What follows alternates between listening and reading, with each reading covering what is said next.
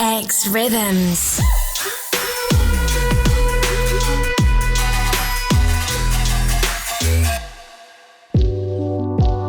Hi guys, welcome back to xRhythms.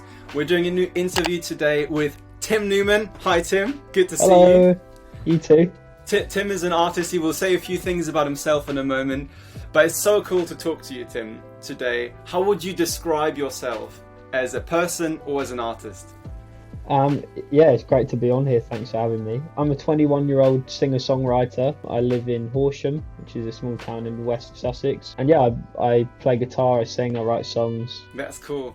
What were sort of some of your highlights on your journey so far doing music? I think there's different types of highlights, like getting the guitar I always wanted and things like that. But then there's also things like I've had the opportunity to play some really cool shows. I did my first headline show in the end of 2019, which was amazing, here in Horsham, in my hometown. Yeah, I'd say that was a highlight. There's a few I wouldn't really know.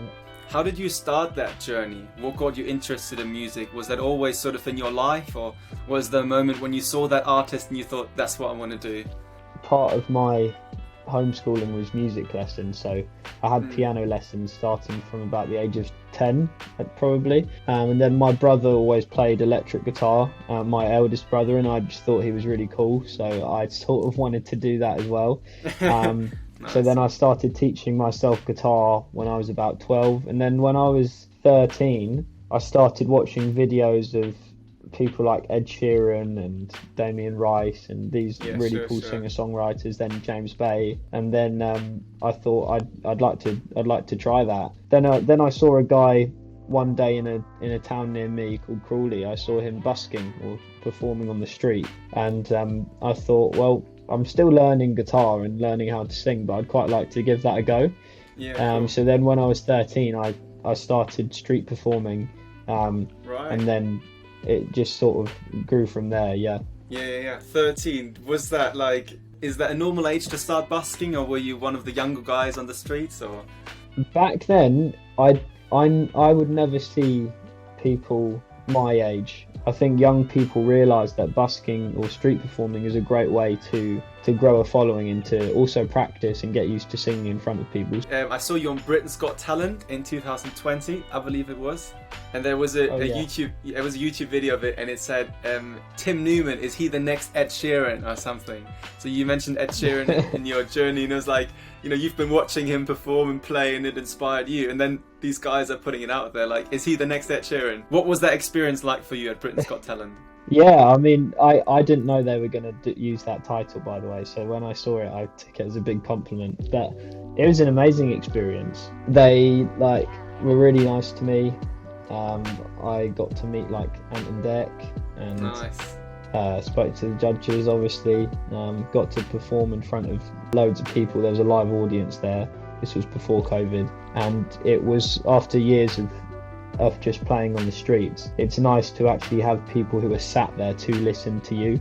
Yeah, just incredibly grateful that I got to do it. And it's really cool to hear, you started when you were so young, you're getting out there, you've traveled to different countries, you're on Britain's Got Talent, it's amazing.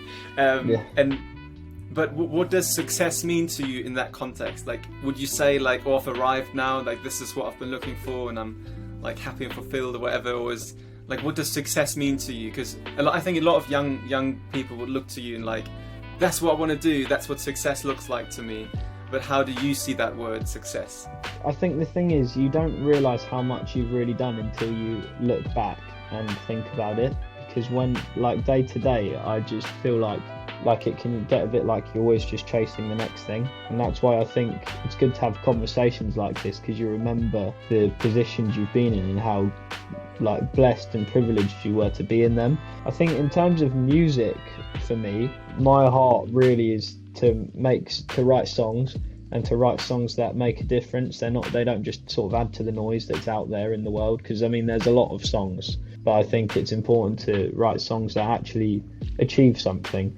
It depends, success with music for me is just to do music in as big a way as possible, and then success in general I think is bigger than just what you do as a job. It's all areas of life, isn't it? It's not just Is this one thing, but Yeah. actually are you successful in your relationships or your family life or whatever? It's like all these things, isn't it? There's another song you released called Lost on Purpose. How did you write that song, or what was your sort of heart behind that?